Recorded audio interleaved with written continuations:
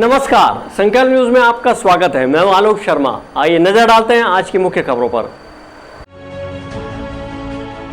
Headlines के प्रायोजक हैं Shri Sai Mahima enterprises, tiles world, Dongargaon road, Farhad Chowk, Rajnandgaon.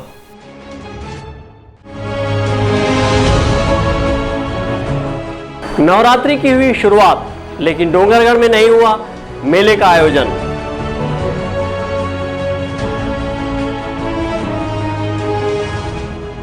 जिले के प्रभारी मंत्री ने की विभागवार समीक्षा बैठक।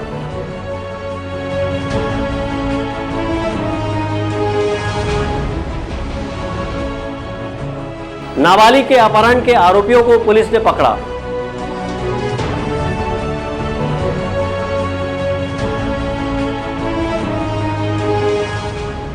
भक्तिपूर्ण वातावरण में मां शक्ति की प्रतिमा हुई स्थापित।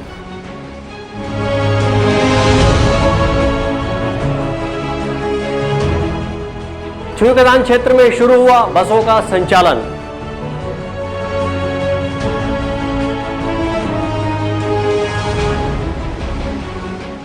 और कांग्रेस सेवा दल ने चलाया सदस्यता अभियान।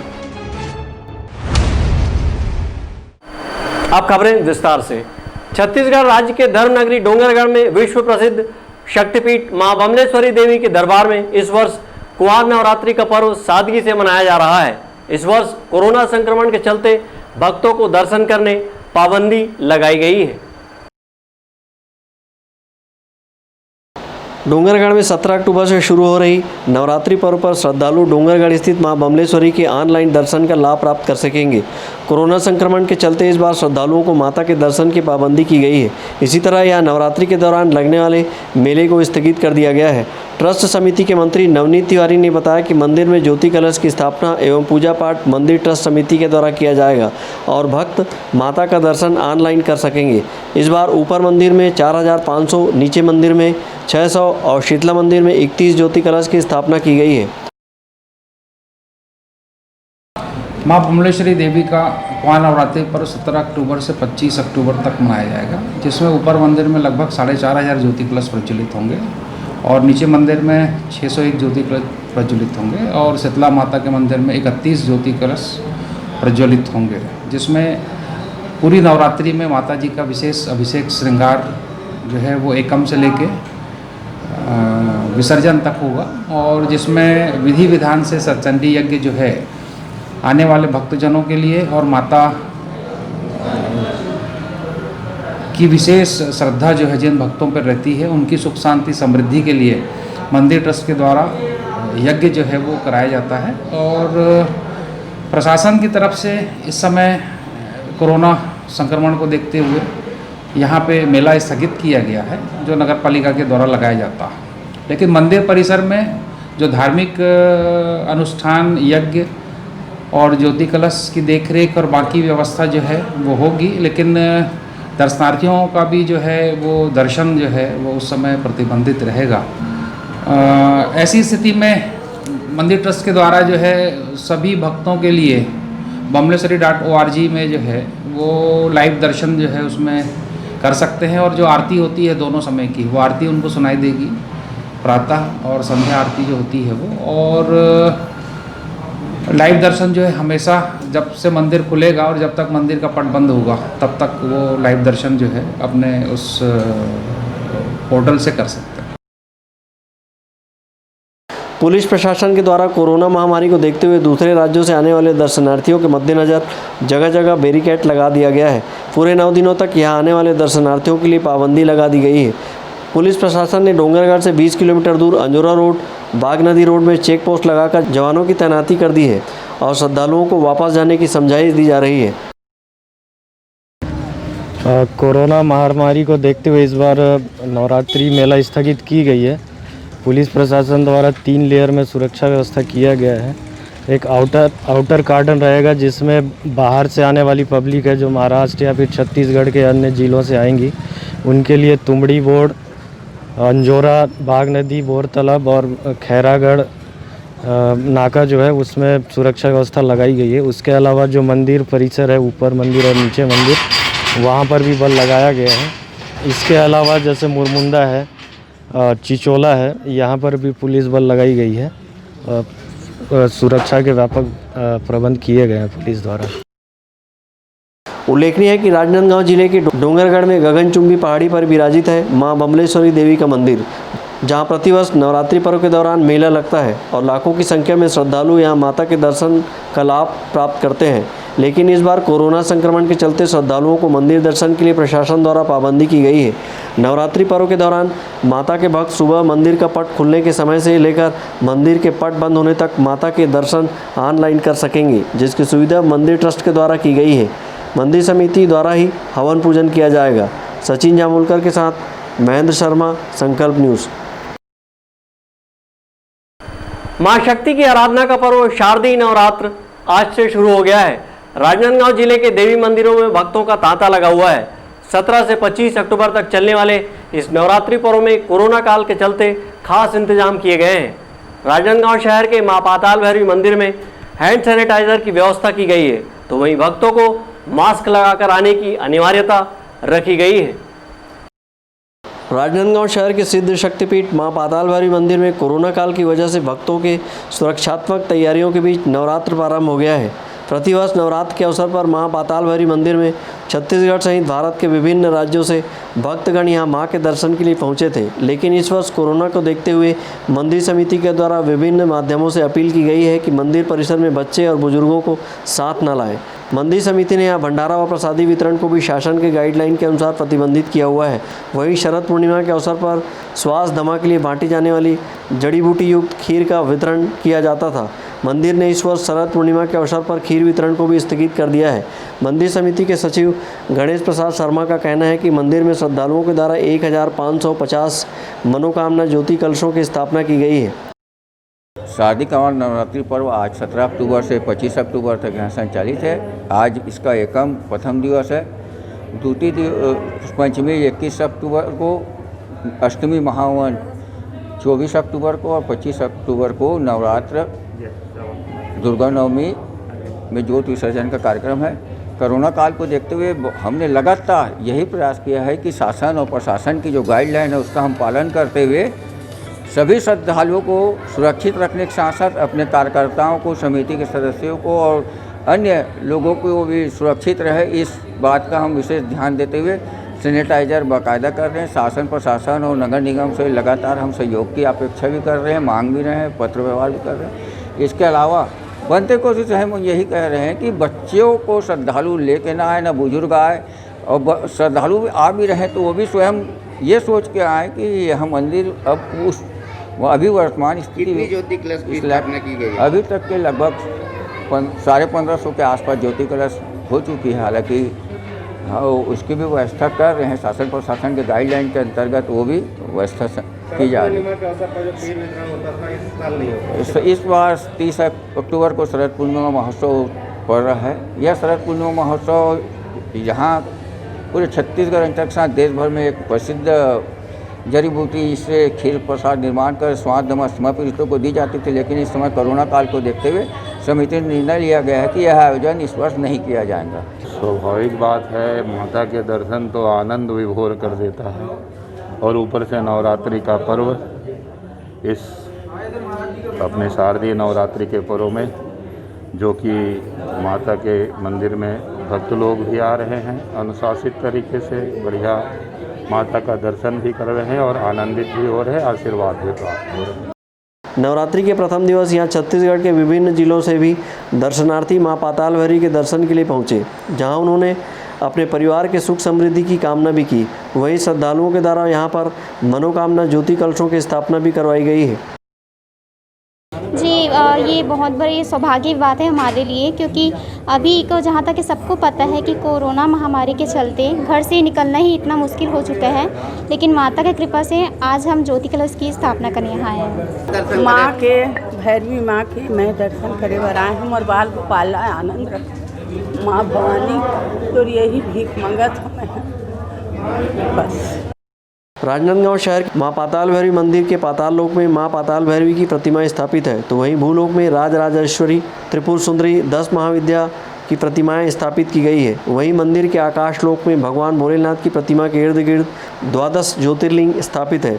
एक ही परिसर में मां पाताल भैरवी, 10 महाविद्या और 12 ज्योतिर्लिंगों के दर्शनों का लाभ यहाँ आने वाले श्रद्धालुओं को मिलता है। यही कारण है कि छत्तीसगढ़ सहित अन्य राज्यों से भी बड़ी संख्या में लोग यहाँ दर्शन के लिए पहुँचते हैं। अवधेश यादव के साथ हफीज़ खान, संकल्प न्यूज़।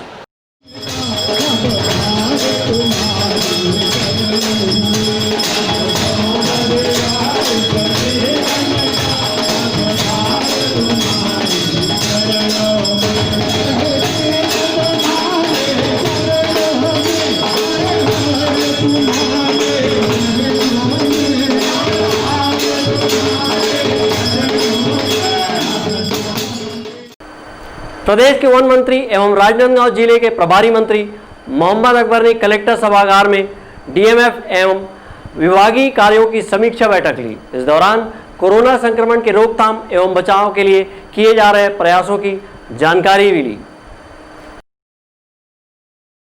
प्रभारी मंत्री मोहम्मद अकबर अपने एक दिवसीय प्रवास के दौरान राजनांदगांव पहुंचे और कलेक्ट्रेट सभाकक्ष में डीएमएफ एवं विभागीय कार्यों की समीक्षा बैठक ली। इस दौरान उन्होंने जिले में कोरोना संक्रमण के बचाव एवं रोकथाम के लिए किए जा रहे प्रयासों की जानकारी ली। बैठक में मंत्री मोहम्मद अकबर ने कोरोना संक्रमण के बचाव के लिए जिले में चलाए जा रहे मास्क जागरूकता अभियान के लिए उपस्थित अधिकारी कर्मचारियों को शपथ दिलाई। इस दौरान प्रभारी मंत्री ने कोरोना संक्रमित मरीजों के लिए किए जा रहे व्यवस्थाओं की समीक्षा भी की। इस अवसर पर प्रभारी मंत्री ने कहा कि कोरोना की स्थिति और इस दिशा में बेहतर कार्य करने के सुझाव बैठक के दौरान दिए गए। प्रभारी मंत्री ने जिले में कोरोना की स्थिति को संतोषजनक बताया है। वहीं उन्होंने अवैध माइनिंग के सवाल पर शिकायत मिलने पर त्वरित कार्रवाई किए जाने की बात कही है। समीक्षा बैठक के दौरान प्रभारी मंत्री ने अधिकारी कर्मचारियों के कामकाज को बेहतर बताया है। बैठक हुई है विभागवार समीक्षा और विभागवार समीक्षा के साथ साथ जो कोरोना को लेकर वातावरण पैदा हुआ है, अभी वर्तमान में क्या स्थिति है और नियंत्रण बेहतर कैसे किया जा सकता है और किसी बेहतर सुविधा की ज़रूरत है, तो इन सभी बातों में चर्चा हुई है। और फिलहाल कोरोना को लेकर जो इन्होंने रिपोर्ट दिया है उसके हिसाब से स्थिति संतोषजनक नज़र आ रही है, लेकिन यदि बेहतर कुछ करने की आवश्यकता है तो वो भी किया जाए।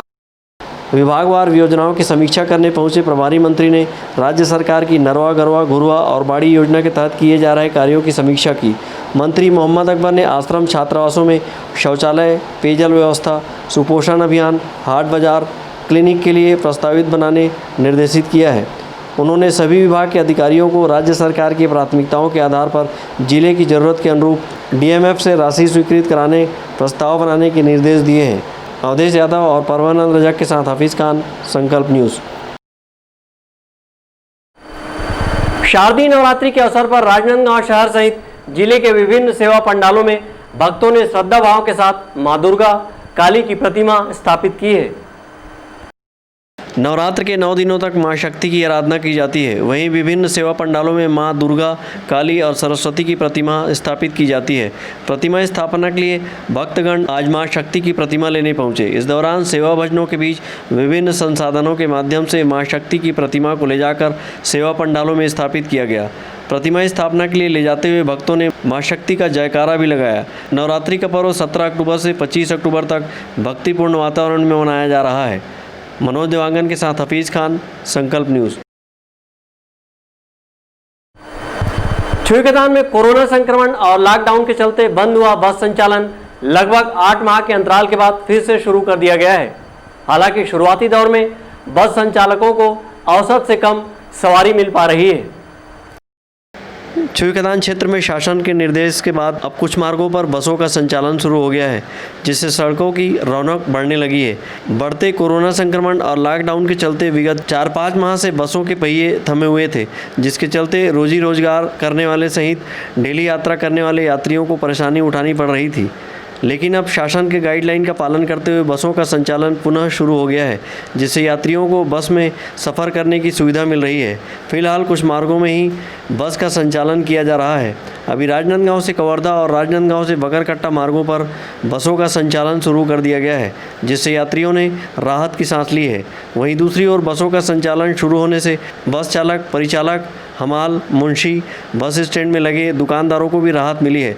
बस स्टैंड में ठेले लगाकर व्यापार करने वाले व्यवसायी दीपक देशमुख का कहना है कि 6 महीनों से बस का संचालन न होने से व्यापार प्रभावित हुआ है। अब पुनः बस संचालन से व्यापार बढ़ेगा। व्यापार को प्रभावित हुआ हमारा 7-8 महीने से बस बंद था, आना जाना लोगों को नहीं हो रहा था, इसलिए व्यापार भी बहुत ही कमज़ोर था। अब क्या है, धीरे धीरे बस को शुरुआत हो रहा है चलने को, तो व्यापार में थोड़ी वृद्धि हुआ है। कल से माहौल अच्छा हुआ बस का, कुछ व्यापार भी हुआ अच्छा खासा। अब लोगों में बड़ा खुशी और हर्ष हो रहा है कि दुकान अब अच्छा चलने लगेगा और इस कोरोना महामारी से मुक्ति मिलते ही हम सब व्यापारी बहुत ही खुश रहेंगे। अभी तो आप बस स्टैंड के व्यापारी हैं आप? हाँ, बस स्टैंड के मैं व्यापारी हूँ। हम लोग को व्यापार 4-5 महीने से बिल्कुल ही आधा हो गया था। यहाँ से बहुत सारे ऐसे व्यापारी हैं जिसका तो रोजी रोटी चलना मुश्किल हो गया था। अब धीरे धीरे उन लोग का पटरी में आ रहा है व्यापार। ये पूरी बसें चालू हो गई कि? अब नहीं, अभी पूरी बसें नहीं, फिर भी 60-70% बस शुरू हो चुकी है। रायपुर और दुर्ग की बसें बहुत कम है। नहीं, आपको मालूम है कहाँ कहाँ जाता बस है? ये बस यहाँ से दुर्ग, रायपुर, कवर्धा, राजनांदगांव तक की बस जाती है और व्यापार से बस स्टैंड के व्यापार तो पूरा बस से ही प्रभावित है। अच्छा, इसी के माध्यम से यहाँ के व्यापारी लोग का व्यापार होता है। इसी तरह बस चालक, परिचालक ने पुनः रोजगार मिल जाने पर खुशी जाहिर की है। 6 माह से बस का संचालन न होने से चालक, परिचालक बेरोजगारी की समस्या से जूझ रहे थे। 1 तारीख से हाँ, अभी भी डीजल खर्चा नहीं निकल रहा है गाड़ियों का। तो कैसे कर रहे हो? अब क्या करें, भी कुछ डाल रहे हैं 2000, 1000, 2000 घर से डाल के चला रहे हैं। हम लोग का तो भत्ता मिल ही नहीं रहा है। हम लोग खाना भी घर से खा रहे हैं, सब लोग खाना भी घर से नहीं जा रहे हैं। ये बस कहाँ चलती है आपकी? कवर्धा, राजनांदगांव से कवर्धा, कवर्धा से राजनांदगांव। तो अच्छा, जो गाइडलाइन दिया गया है शासन द्वारा, गाइडलाइन के हिसाब से एक सीट में एक आदमी, अभी उतना सवारी भी नहीं हो पा रहा है। ये पैसेंजर है भाई साहब, पूछो इनसे, एक आदमी एक सीट में बैठने के लायक सवारी नहीं निकल पा रहा है। उल्लेखनीय है कि बीते 2 माह पूर्व भी शासन के निर्देश पर बसों का संचालन शुरू कर दिया गया था। अब पर्याप्त सवारी नहीं मिलने की वजह से संचालकों को घाटे का सामना करना पड़ रहा था। इसी तरह चालक, परिचालक संघ आर्थिक सहायता की मांग को लेकर हड़ताल में चले जाने से बस परिवहन बंद रहा है। इधर बस मुंशी का कहना है कि बस का पुनः संचालन के बाद अब भी औसत से कम सवारी ही मिल रही है। घाटे के बावजूद भी संचालन शुरू किया गया है। 6-7 बसें चल रही हैं। कहाँ कहाँ से? नांदगांव से कवर्धा, नांदगांव से बकरकट्टा। अभी क्या स्थिति है? तो अभी तो सर डीजल खर्चा निकल नहीं रहा है, मेंटेन में भी गड़बड़ी चल रही है ना। और मेरे को ऐसा लगता है कि धीरे धीरे स्थिति सुधरेंगी। सोशल डिस्टेंसिंग का भी पालन कर रहे हैं। नहीं, ये जो बस आई कहाँ से आ रही है? ये नांदगांव कवर्धा से आ रही है। अभी क्या सवारी वाली क्या स्थिति है? अभी 2-3 सवारी है। हाँ। बहरहाल बस संचालन से सवारी मिलने की उम्मीद बस संचालकों में बनी हुई है। वहीं बस संचालन से यात्रियों ने राहत की सांस ली है। छुईखदान से करण सिंह ठाकुर, संकल्प न्यूज़। नवरात्रि, दशहरा और दिवाली पर्व के लिए आकर्षक लाइटों का बाजार सजा हुआ है। शहर में इन दिनों आकर्षक लाइटों की झालर दिखाई दे रही है, लेकिन इन लाइटों के चाइनीज़ होने के चलते इसका विरोध भी नज़र आ रहा है। नवरात्रि पर्व, दशहरा और दिवाली में अपने घर की आकर्षक साज सज्जा हर कोई करना चाहता है, जिसके लिए बाजार में रंग बिरंगी झालर लाइट आकर्षण का केंद्र बनी हुई है। लेकिन इस चाइना लाइटों का विरोध भी दूसरी ओर दिखाई देता है, क्योंकि बाजार में अभी अधिकांश लाइटें चाइना निर्मित ही दिखाई दे रही हैं, जिसको लेकर विश्व हिंदू परिषद और बजरंग दल के द्वारा विरोध किया गया है। विश्व हिंदू परिषद के विभाग मंत्री नंदूराम साहू व विश्व हिंदू परिषद के नगर अध्यक्ष अनूप श्रीवास ने कहा कि विश्व हिंदू परिषद एवं बजरंग दल के द्वारा पहले ही व्यापारियों को चाइनीज़ लाइट नहीं बेचने का आग्रह किया गया था। इसके बावजूद अगर बाजार में चाइनीज़ लाइटें हैं तो विश्व हिंदू परिषद व बजरंग दल के द्वारा विरोध किया जाएगा। विश्व हिंदू परिषद के नेताओं ने कहा कि भारत और चीन के बीच जो हालात निर्मित हुए हैं उसे देखते हुए चाइना सामानों का पूर्णतः बहिष्कार किया जाना चाहिए और व्यापारी अगर पुराना माल बेच रहे तो उन्हें यह माल नहीं बेचकर नुकसान सहना चाहिए। फिर भी कोई व्यापारी अगर यह लाइट बेचेगा तो उसका बहिष्कार किया जाएगा। आज की स्थिति में, आज के दौर में भारत और चीन के बीच बहुत सरहद में तनाव की स्थिति निर्मित हुआ है। इसके पहले भी विश्व हिंदू परिषद बजरंग दल ने चाइना माल का टोटल बहिष्कार किया गया था और हम पूरे शहर में एक जन जागरण के माध्यम से विदेशी वस्तुओं के साथ साथ चाइना माल के बहिष्कार का हमने आह्वान किए थे। इस पर व्यापारी वर्ग ने उस समय हम सभी को आश्वासन दिया था कि हम जो माल हमारे पास स्टॉक में है उसको हम अभी बेचेंगे, उसके बाद हम नया माल नहीं लाएंगे। इसके बाद भी यदि व्यापारी वर्ग चाइना माल का बिक्री कर रहे हैं तो विश्व हिंदू परिषद बजरंग दल इसका विरोध करेगा और आने वाले दिनों में इसके लिए संगठन रोड में आकर भी उनका विरोध प्रदर्शन करेंगे। व्यापारी वर्ग लोगों से हम लोगों ने अपील किया था कि चाइना का कोई भी प्रोडक्ट अपने को नहीं बेचना है। आज भारत और चाइना के बीच में बहुत तनातनी का माहौल बना हुआ है। और रही बात, आज जो व्यापारी पूर्व में खरीदे हुए हैं, जो माल और वस्तु बचा हुआ है, हम उनसे निवेदन करते हैं हाथ जोड़कर कि उस या वस्तु को रिप्लेसमेंट कर दे या तो उसको राष्ट्र हित में नुकसान समझकर जला दे या उसका डिसमेंटल कर दे। बस यही कहना चाहूँगा। अगर मान लो फिर भी उसके बाद में भी किसी भी दुकानदार के पास में चाइना की कोई भी वस्तु, लाइट, फटाका या कोई भी सामान्य अगर दिखता है तो बजरंग दल पुरजोर विरोध करेगा और उस दुकानदार का पूरे राष्ट्र हित में बहिष्कार करेंगे हम। बाजार में बिक रहे चाइनीज झालरों को लेकर इलेक्ट्रॉनिक दुकानों के संचालकों ने कहा कि शासन ने चाइना माल के विक्रय पर प्रतिबंध नहीं लगाया है, लेकिन करों में बढ़ोतरी होने से चाइना लाइटों के दामों में वृद्धि हुई है। व्यापारियों ने कहा कि बीते वर्ष मंगाए गए लाइटों को ही बेचा जा रहा है। चाइना लाइटें नज़र आ रही है, क्या कारण है? शासन ने किसी प्रकार के चाइना आइटम पे बैन नहीं लगाया है, चाइना के इंपोर्ट ड्यूटी को उन्होंने बढ़ाया है। तो चाइना के जो प्रोडक्ट हैं उनके रेट बढ़े हैं और बहुत से प्रोडक्ट हैं इस साल वो इंडियन आने चालू हो गए हैं। तो इससे चाइना के आइटम कम हुए हैं इस साल, पर एकदम से आप बोलेंगे कि ख़त्म हो जाए, ऐसा नहीं, धीरे धीरे ख़त्म होगा वो चीज़ें। पर इस साल बहुत सी चीज़ें इंडियन आई है और आने वाले समय में उम्मीद है कि बहुत सारी इंडियन चीज़ें और आएगी। पिछले साल का स्टॉक है, इस साल नया खरीद तो हुआ नहीं है कोरोना के चक्कर में। जो पुराना स्टॉक है वही बस बेच रहे हैं अभी, और अगले अब आएगा भी नहीं, अब आएगा और सब मेड इन इंडिया बेचेंगे अब। व्यापारियों ने बीते वर्ष बड़ी तादाद में चाइना लाइटों की खरीदारी की थी। ऐसे में पूरा माल नहीं बिकने की स्थिति में व्यापारियों को बची हुई चाइना लाइटें बेचनी पड़ रही है। अब अगर व्यापारी चाइना लाइट नहीं बेचेंगे तो सीधे व्यापारियों को ही नुकसान होगा। ऐसे में कोरोना काल के बीच व्यापारी पहले ही परेशान हैं, ऊपर से चाइना लाइटों के विरोध किए जाने से उन्हें दोहरी मार झेलनी पड़ सकती है। मनोज देवांगन के साथ हफीज़ खान, संकल्प न्यूज़। अब वक्त है ब्रेक का। ब्रेक के बाद आप देखेंगे सेवा दल का सदस्यता अभियान।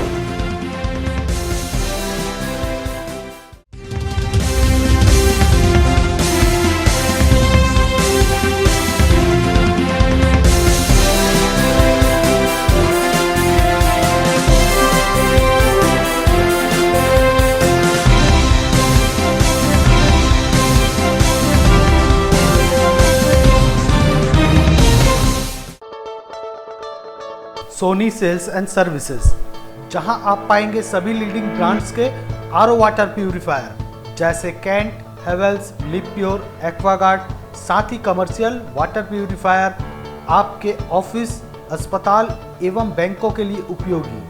भारत के नंबर 1 चिमनी निर्माता कैप्स की चिमनियों की विशाल रेंज, पाए गैस लीकेज से सुरक्षा, मोशन सेंसर की सुविधा और फ्री इंस्टॉलेशन के साथ 12 साल की वारंटी, आकर्षक डिस्काउंट प्रत्येक खरीदी पर।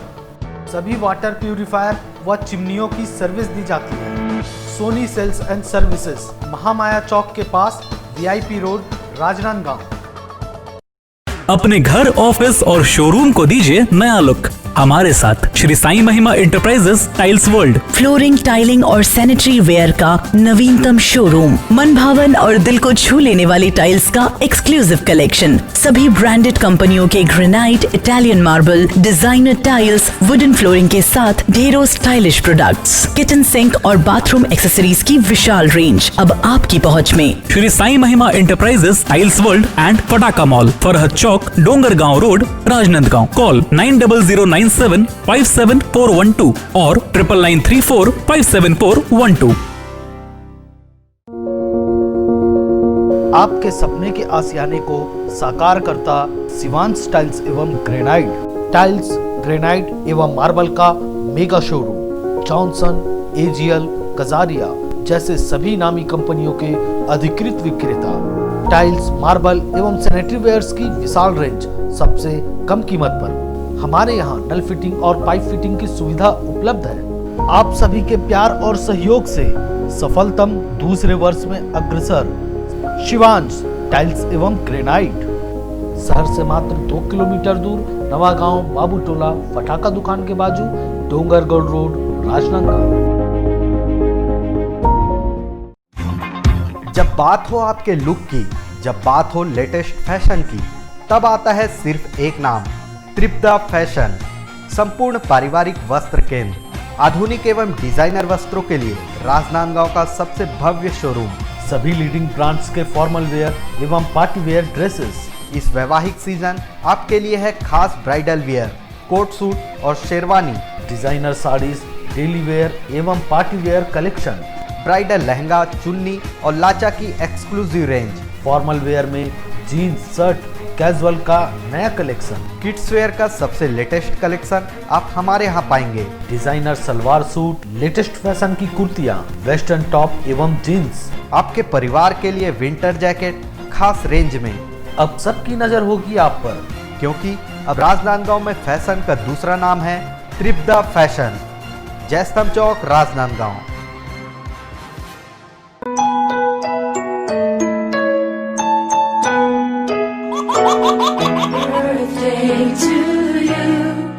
आप अपने बच्चे के जन्मदिन को बनाइए खास संकल्प केबल नेटवर्क के साथ। सिर्फ 500 रुपये में 30 सेकंड का विज्ञापन हर 3 गाने के बाद, और आपको मिलेगा 1 पाउंड का केक फ्री। आप अपने बच्चे की तस्वीर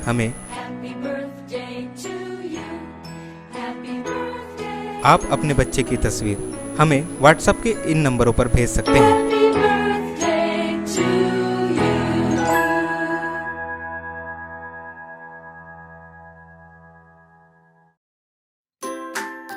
अपने व्यापार को दीजिए नया आयाम। भीड़ में हो आपकी अलग पहचान। जुड़े संकल्प केबल नेटवर्क से, जुड़े संस्कार धानी से। विज्ञापन के माध्यम से स्क्रॉल एड 24 घंटे आपके टीवी स्क्रीन पर। एल शेप नए रूप में प्रत्येक मिनट पर। वीडियो एड, जन्मदिन, व्यावसायिक, उत्सव बधाई, शुभकामनाएं। हमारे विशेष कार्यक्रमों के लिए प्रायोजक आमंत्रित है। संपर्क करें संकल्प केबल नेटवर्क, गांधीनगर, राजनांदगांव।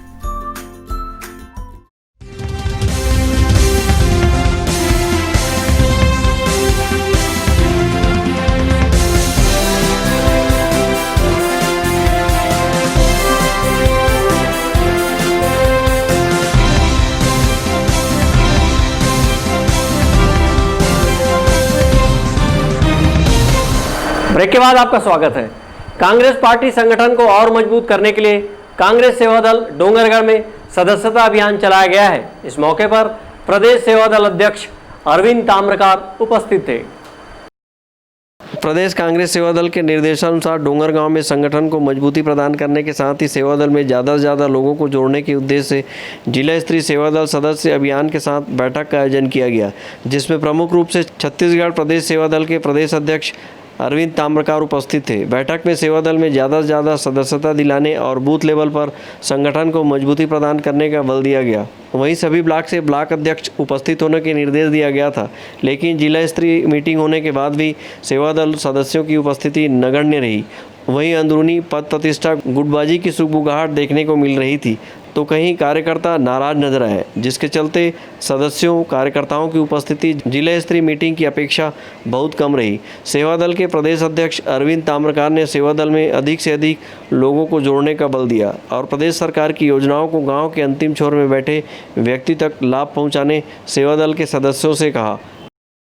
इसमें हम लोग संगठन को मजबूत करने के लिए, बूथ स्तर तक जाने के लिए और हमारा राष्ट्रीय स्तर से जो है सदस्यता अभियान जो चल रहा है उसके संबंध में हमारे सेवा दल का मीटिंग आज हुआ यहाँ पे डोंगरगढ़ गाँव पे।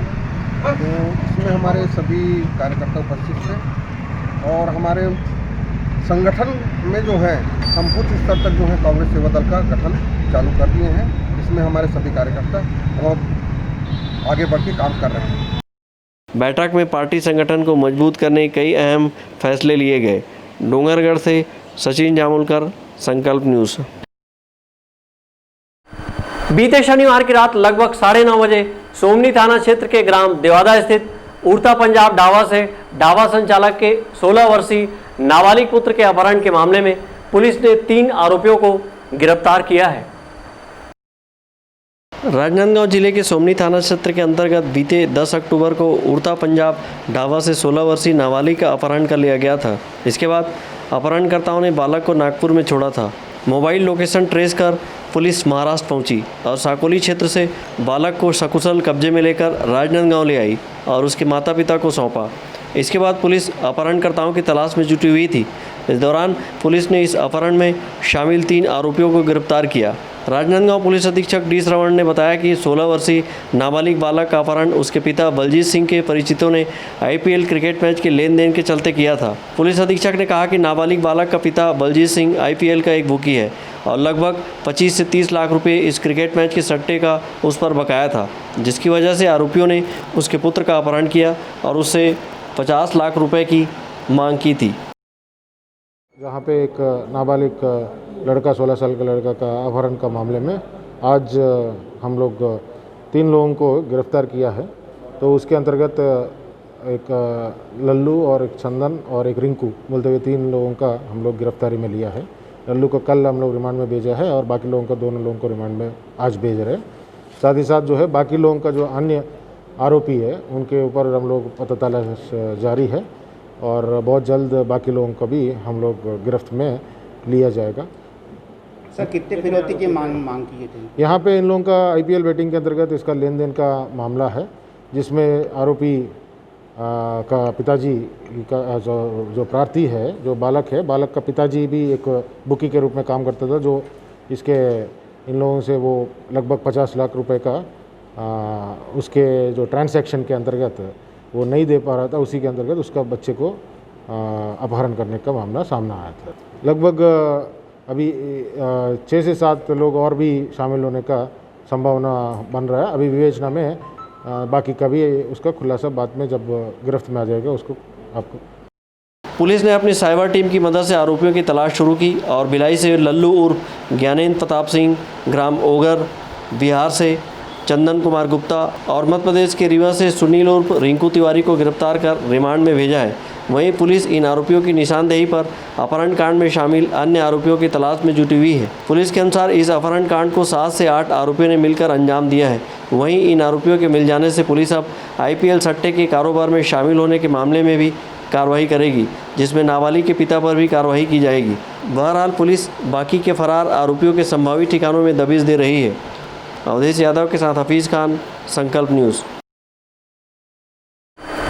राजनांदगांव शहर के विभिन्न क्षेत्रों में इन दिनों विद्युत व्यवस्था दुरुस्त करने के लिए मेंटेनेंस का कार्य किया जा रहा है, जिससे शहर के अलग अलग वार्ड में घंटों लाइट बंद होने का सिलसिला जारी है।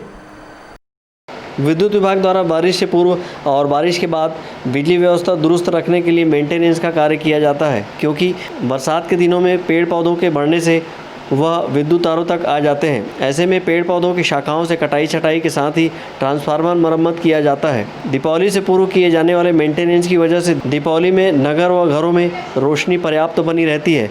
विद्युत मंडल के द्वारा मेंटेनेंस कार्य किए जाने से लोगों को परेशानी भी हो रही है, लेकिन विभाग के द्वारा पूर्व में बिजली बंद किए जाने की सूचना भी लोगों तक विभिन्न माध्यमों से पहुँचाई गई है। समय पर विद्युत उपकरणों की मरम्मत होने से त्यौहार के मौके पर रोशनी बरकरार रहेगी। मनोज देवांगन के साथ हफीज़ खान, संकल्प न्यूज़।